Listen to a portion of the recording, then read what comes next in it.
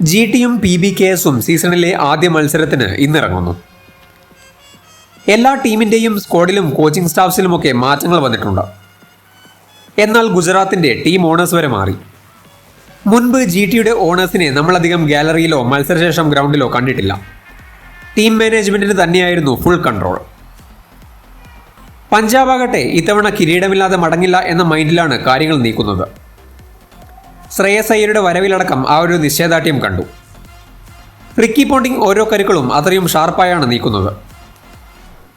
അഹമ്മദാബാദിലാണ് മത്സരം. Due factor ഉണ്ടാകില്ല. High scoring game തന്നെയാണ് പ്രതീക്ഷിക്കുന്നത്. എങ്കിലും ചേസിംഗ് തന്നെയായിരിക്കും ടീമുകൾക്ക് താൽപ്പര്യം. ഗുജറാത്തിൻ്റെ 2 ഡിപ്പാർട്ട്മെന്റിലെയും സ്പെഷ്യലിസ്റ്റുകളും പഞ്ചാബിന്റെ ഓൾറൗണ്ടേഴ്സും തമ്മിലായിരിക്കും പോരാട്ടം. കടലാസിൽ ജി ടി തന്നെയാണ് കുറച്ചുകൂടി സ്ട്രോങ്ങർ എന്ന് പറയാം. ഇതുവരെ കളിച്ച 5 കളികളിൽ 3-2 ലീഡും ടൈറ്റൻസിന് തന്നെ.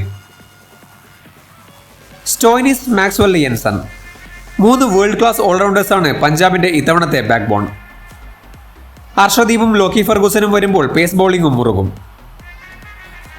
UC ചാഹലിന്റെ അഡീഷൻ അവരുടെ ഏറെക്കാലത്തെ തലവേദനയ്ക്കുള്ള പരിഹാരവുമാണ്.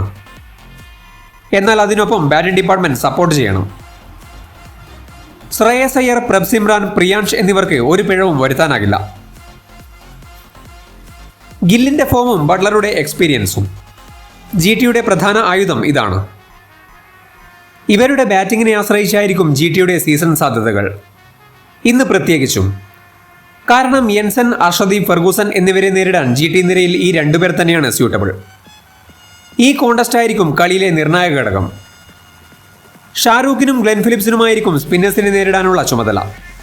ചാഹലിനെതിരെ അത് വിജയിക്കുമോ എന്ന് കണ്ടറിയാം. ആദ്യ ജയം നേടുക എന്നത് വളരെ പ്രധാനമാണ്. ടേബിൾ നോക്കിയാൽ ഇപ്പോൾ തന്നെ കൂറ്റൻ റൺ റേറ്റാണ് SRH-നും RCB-ക്കുമൊക്കെ. അതുകൊണ്ട് ജയത്തിനൊപ്പം മാർജിനിലും ഒരു കണ്ണ് ടീമുകൾക്കുണ്ടാകും. കൂടുതൽ അപ്ഡേറ്റുകൾക്കായി ചാനൽ മറക്കാതെ സബ്സ്ക്രൈബ് ചെയ്യൂ.